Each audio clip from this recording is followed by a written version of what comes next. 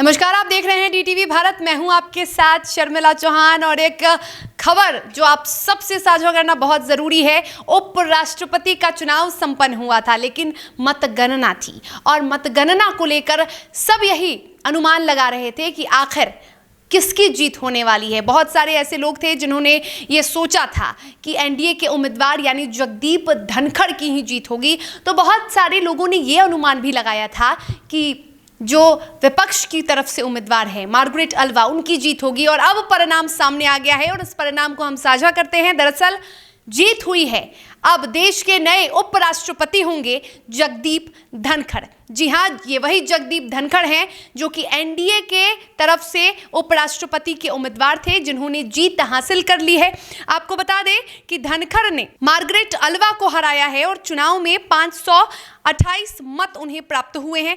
वहीं Margaret Alva को 182 vote मिले हैं, जबकि 15 वोटों को रद्द कर दिया गया है। इसका मतलब जगदीप धनखड़ देश के अगले उपराष्ट्रपति होंगे। और इसी के साथ आपको यह भी बता दें कि जगदीप धनखड़ इससे पहले पश्चिम बंगाल के राज्यपाल भी रह चुके हैं और अब वो देश के उपराष्ट्रपति होंगे, यानी कि देश के अगले उपराष्ट्रपति के तौर पर वो शपथ लेने वाले हैं। और इसी के साथ आपको ये भी जानना बहुत ज़रूरी है कि किस तरह से मत किया जाता है और जीत उपराष्ट्रपति को आखिर कैसे मिलती है, क्या प्रक्रिया है। लेकिन आपको बता दें कि जैसे ही ये घोषणा हुई है, जैसे ही जीत मिली है, सभी जो बड़े बड़े दिग्गज नेता हैं वो बधाई दे रहे हैं जगदीप धनखड़ को। शुरुआत कर दी है बीजेपी के राष्ट्रीय अध्यक्ष जेपी नड्डा ने सबसे पहले बधाई दी है जगदीप धनखड़ को उपराष्ट्रपति बनने पर। इसके बाद बिहार के मुख्यमंत्री नीतीश कुमार ने भी जगदीप धनखड़ को बधाई दी है उपराष्ट्रपति बनने पर। उन्हें ट्वीट कर उन्होंने शुभकामनाएं दी हैं।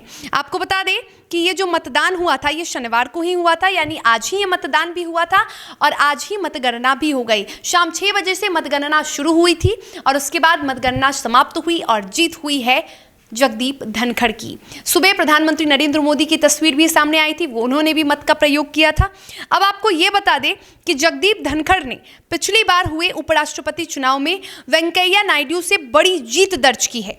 धनखड़ को 70% से ज्यादा वोट मिले हैं और ये बड़ी खबर सूत्रों के हवाले से आ रही है।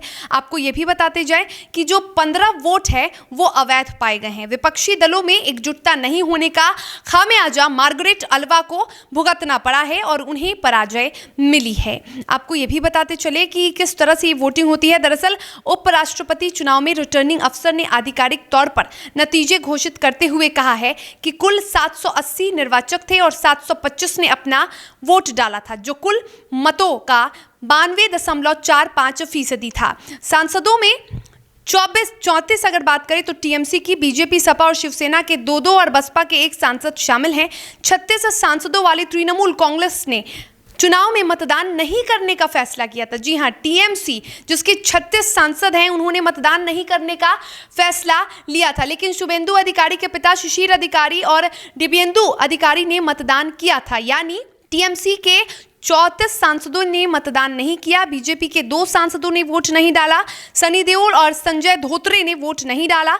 राष्ट्रपति चुनाव में भी ये वोट नहीं डाल सके थे और ऐसे में इसका खामियाजा कहीं ना कहीं भुगतना पड़ा है विपक्ष के उम्मीदवार को। आपको बता दें कि जो मतदान हुआ है उपराष्ट्रपति पद के लिए, उसमें प्रधानमंत्री नरेंद्र मोदी से लेकर बीजेपी के राष्ट्रीय अध्यक्ष जेपी नड्डा ने अपने मत का प्रयोग किया था और उन्होंने जिता दिया है जगदीप धनखड़ को। यानी कि एनडीए में एकजुटता का ही परिणाम है कि जगदीप धनखड़ की जीत हुई है। आपको ये भी बताते चले कि चुनाव में 725 सांसदों ने मतदान किया था और वोटिंग में करीब 93% सांसदों ने वोट डाला था, जबकि 55 सांसदों ने मत नहीं दिया था।